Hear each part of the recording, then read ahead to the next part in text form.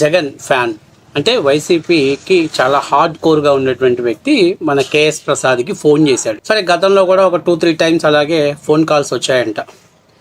సరే ఈరోజు కూడా ఫోన్ ఎత్తి అతనితో మనోడు మాట్లాడుతున్నాడు.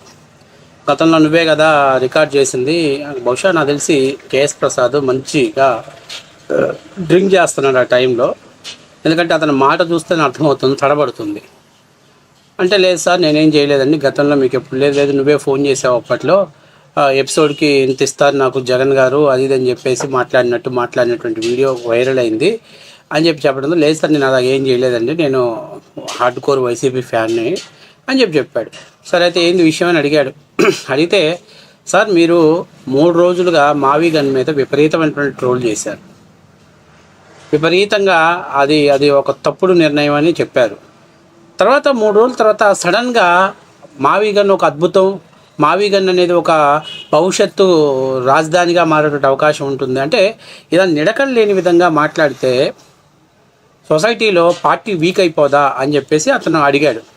అడిగితే దీనికి కేఎస్ ప్రసాద్ ఏం చెప్పాలి, మామూలుగా కాదమ్మా మేము ఆయన దాని గురించి మాకు పూర్తి స్థాయిలో వివరించలేదు, అందువల్ల మేము ఎందుకంటే అమరావతి బిల్ యాక్సెప్ట్ చేసిన సమయంలో ఇలాగా ప్రస్తావించడం తప్పు అనే ఉద్దేశంతో చేసాం, తర్వాత మాకేదో పార్టీ ఆఫీస్ నుంచి ఒక సమాచారం వచ్చింది, ఈ విధంగా ఉందని చెప్తే బాగుంటుంది. ఆయన ఏమన్నాడు తెలుసా, ఏడ్చారులే బొక్క, నువ్వేం 2024 ముందు మీరు ఏం చేశారు, మీరు సక్రంగా పనిచేస్తే అంటే ఈడు డబ్బులు కమ్ముడు పోయి కార్యకర్తల్ని తప్పుడు వాళ్ళ కింద చిత్రీకరించే ప్రయత్నం చేశాడు. ఇక ఒక్కసారిగా మనోడికి బీపీ హై లెవెల్లో వచ్చేసింది. సరే ఇప్పుడు చూసే వీడియోలో కొంచెం ఎక్కువ బ్రీఫ్ సౌండ్స్ ఎక్కువ వస్తాయి. ఏది ఏమైనా కానీ మొత్తం మీద కేఎస్ ప్రసాద్కి చుక్కలు చూపించాడు వైసీపీ కార్యకర్త. ఒకసారి అసలు ఏం జరిగింది వాళ్ళ సంభాషణ ఒకసారి మనందరం ఆ వీడియో చూద్దాం. వీడియో చూసే ముందు మీరందరూ కూడా మన ఛానల్ని సబ్స్క్రైబ్ చేస్తారని మనస్ఫూర్తిగా కోరుకుంటున్నా. ఎందుకంటే మీరు సబ్స్క్రైబ్ చేసి సపోర్ట్ చేస్తేనే మాకు కొండంత అండ.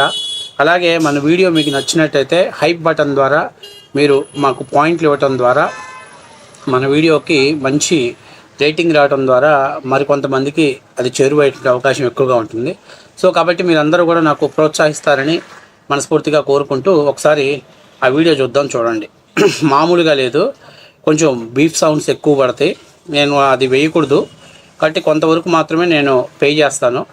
సో చూడండి, మామూలుగా కాకుండా ఇరగదీసి పడేశాడు పాపం. భవిష్యత్తులో ఈసారి మనోడు కేఎస్ ప్రసాద్ ఒకవేళ వైసీపీ వాళ్ళ ఫోన్ ఎత్తాలన్నా కూడా మనోడికి వెన్నులో వణుకు పుట్టే విధంగా గట్టి వార్నింగ్ ఇచ్చాడు. చూడండి, మీరే కదా ఫోన్ రికార్డ్ చేశాడు, ఎవడుతున్నా మీ ఐటీడీపీ వాడితో మాడించింది. ఏ ఐటీడీపీనా? ఐటీడీపీ కాదు, ఈ వైఎస్ఆర్టీపీ ఐటీవీ ఫోన్ చేసి నాది వీడియో పెట్టాడు, వీడియో నడుస్తుంది, మీరేనా కాదా? నేను కాదన్నా, నేను ఎందుకు నడిపిస్తాను, మంది వైసీపీని.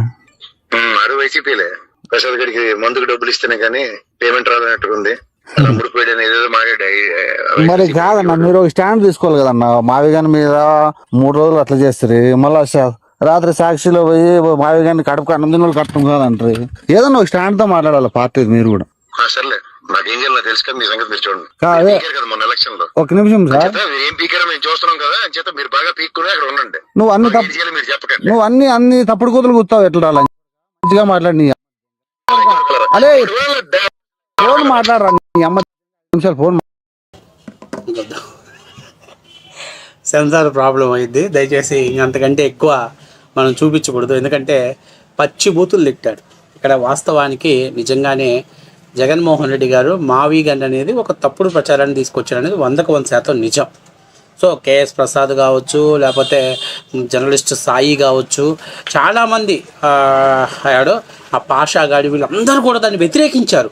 జగన్మోహన్ రెడ్డి ఏంటి పిచ్చి నిర్ణయం తీసుకున్నావు అని.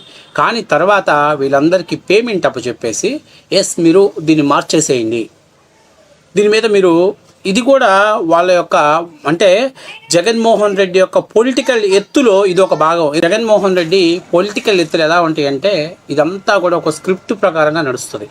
మొదట వీళ్ళందరూ వ్యతిరేకిస్తారు, తర్వాత వీళ్ళే దాని మీద ఫోర్స్ చేస్తారు. అంటే ప్రజలు ఏమనుకుంటారంటే అరే మొదట వ్యతిరేకించడం అంటే నెగిటివ్ ప్రజల్లోకి వెళ్ళిపోయింది. తర్వాత ఏమనుకుంటారు, అబ్బా వీళ్ళకి ఇన్ని ఫలాలు ఉన్నాయి కావాలా, ఇంత ఎక్స్ప్లెనేషన్ చేస్తున్నారు అనేటువంటి ప్రజల యొక్క మైండ్ సెట్ని మార్చడం కోసం జగన్ చేసేటువంటి ఒక పొలిటికల్ వ్యక్తులు ఇవన్నీ కూడా.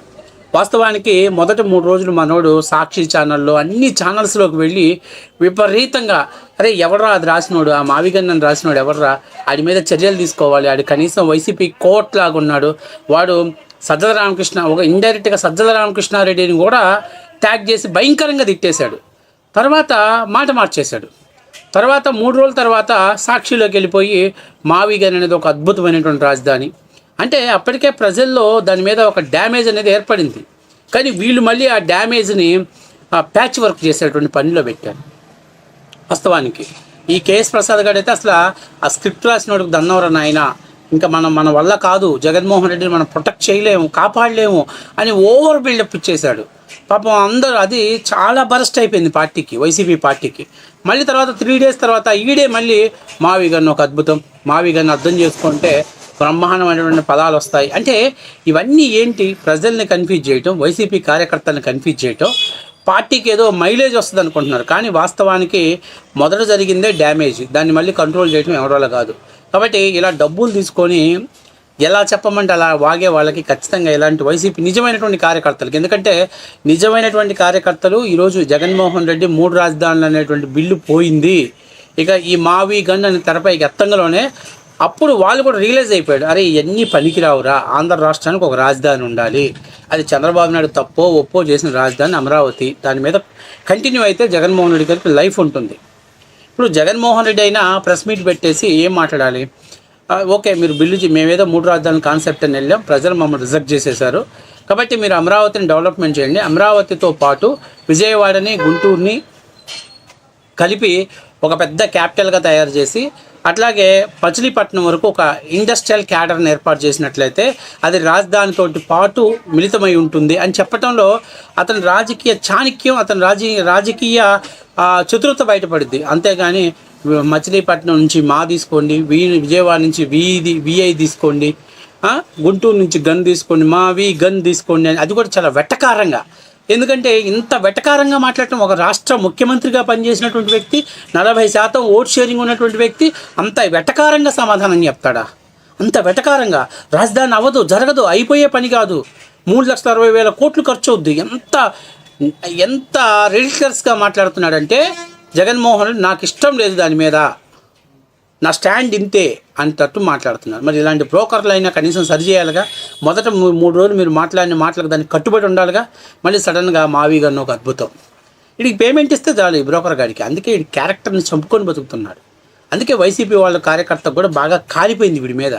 అందుకనే ఫోన్ చేసి పచ్చి బూతులు తిట్టాడు, సెన్సార్కు అందనటువంటి బూతులు తిట్టాడు. ఇక చెప్పాలంటే నీకేం తెలుసురా నీ అబ్బా అవన్నీ మనం చెప్పకూడదులే. సో ఏది ఏమైనా మొత్తం మీద మన తాగుబోతు ప్రసాద్ గారికి గట్టి జలకిచ్చాడు వైసీపీ కార్యకర్త. వీడిక జన్మలో ఇంకా నాకు తెలిసినంతవరకు ఆ నెంబర్ మార్చేస్తాడు. ఎందుకంటే వీడంతా ఓవర్ హైప్ బిల్డప్ ఇస్తుంటాడు. వీడు రెయ్యి మందు దాగి రేపేం మాట్లాడాలి, మనం వెళ్ళే షోస్లో డెబిట్స్లో ఏం మాట్లాడాలి అవన్నీ అక్కడే క్రియేట్ చేసుకొని అవన్నీ తీసుకొచ్చి ఇక్కడ ప్రజల మీద రుద్దే ప్రయత్నం చేస్తున్నాడు. అది పార్టీకి, వైసీపీకి చాలా డ్యామేజ్ అవుతుంది. ఒకప్పుడు కేఎస్ ప్రసాద్కి ఇప్పుడు కేఎస్ ప్రసాద్కి ఎంత తేడా ఉందో ప్రజలు ఐడెంటిఫై చేశారు. ఎందుకంటే ఒకప్పుడు కేఎస్ ప్రసాద్ నిజం మాట్లాడుతున్నాడు కాబట్టి పెద్దగా ఆలోచించుకోవాల్సిన పనిలే, ఈరోజు కల్పితాలు చెప్పాలి కాబట్టి ఆలోచించుకోవాల్సిన పరిస్థితి ఏర్పడింది. సో మొత్తం మీద వైసీపీకి డ్యామేజ్ చేసినందుకు కేఎస్ ప్రసాద్కి చుక్కలు చూపెట్టాడు వైసీపీ కార్యకర్త.